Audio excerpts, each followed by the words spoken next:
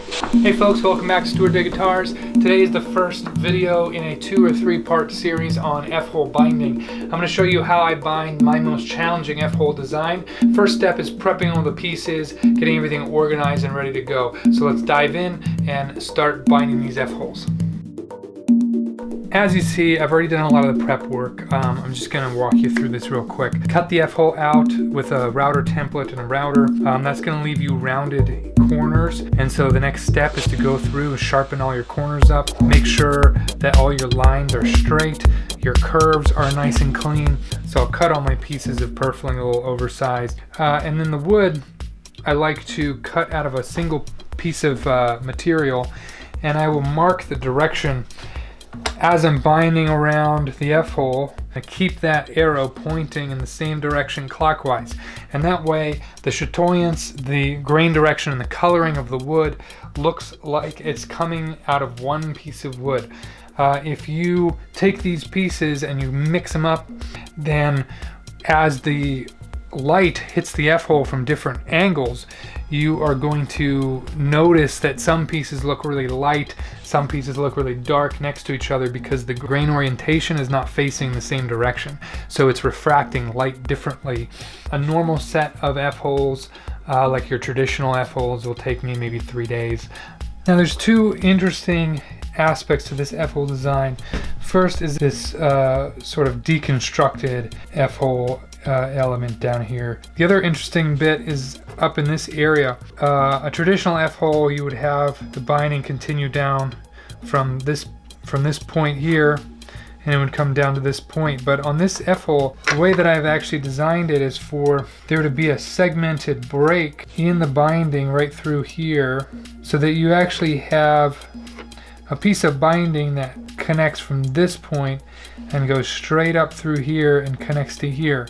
And then we have a set of miters on this side of that binding, and then a set of miters on this side. A rule of thumb with F-hole binding, the hardest miter is kind of where you want to start. So this is the point right here where we want to begin.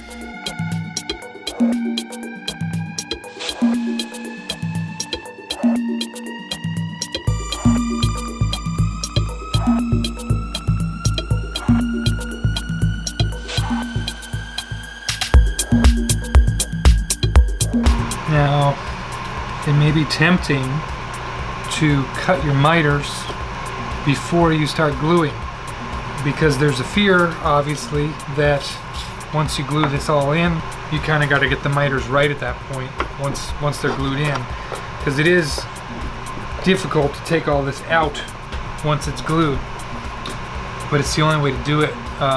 It's too difficult to get the miters precisely cut and then glue it in. Now here I don't want to glue any further past my line if I can help it, so that piece I'm chopping off is going to come cleanly out. Okay, that looks good. So now the hard part is now cutting all my miters. Lay this here, and I'm going to use a chisel to mark where that line is. Okay, now I'm using the reflection in the back of the chisel to give me a visualization of this line here.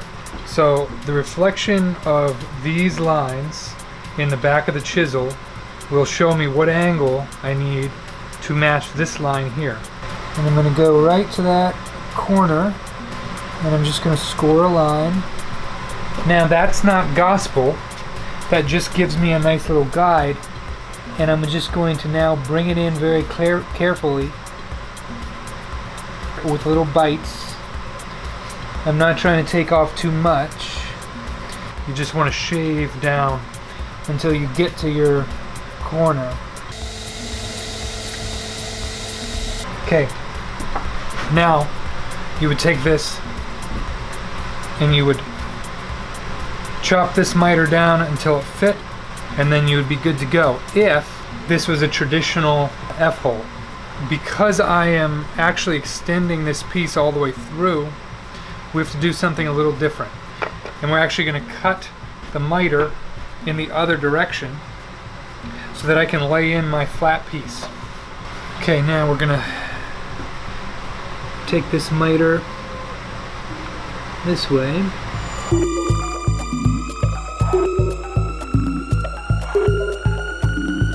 Okay, now this is the tricky bit here, because we now have to take an inside miter like this from that initial scribe mark, and we need an inside miter there. So what we're going to do is we're going to come a little further this way, and we're just going to cut all this off, just so that it's not applying pressure to the bevel of the chisel. And the way we do that is just by taking the corner of the chisel and driving it down and then slicing in towards the wood.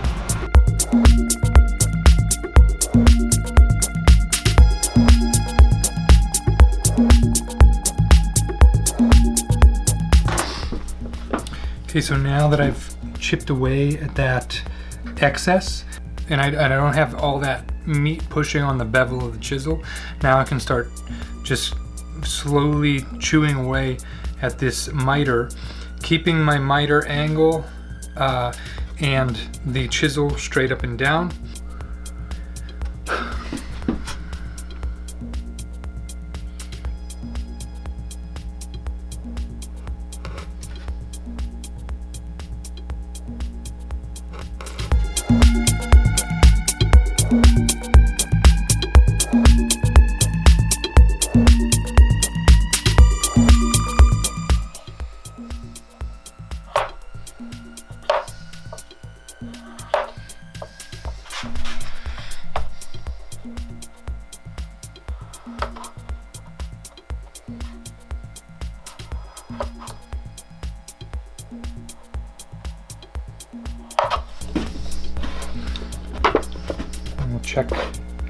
Check that miter.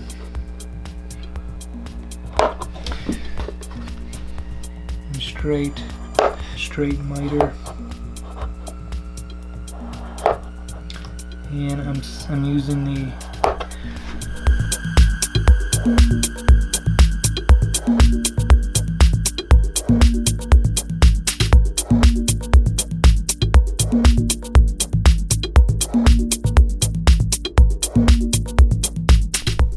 pretty good on the underside as well, and that's really important.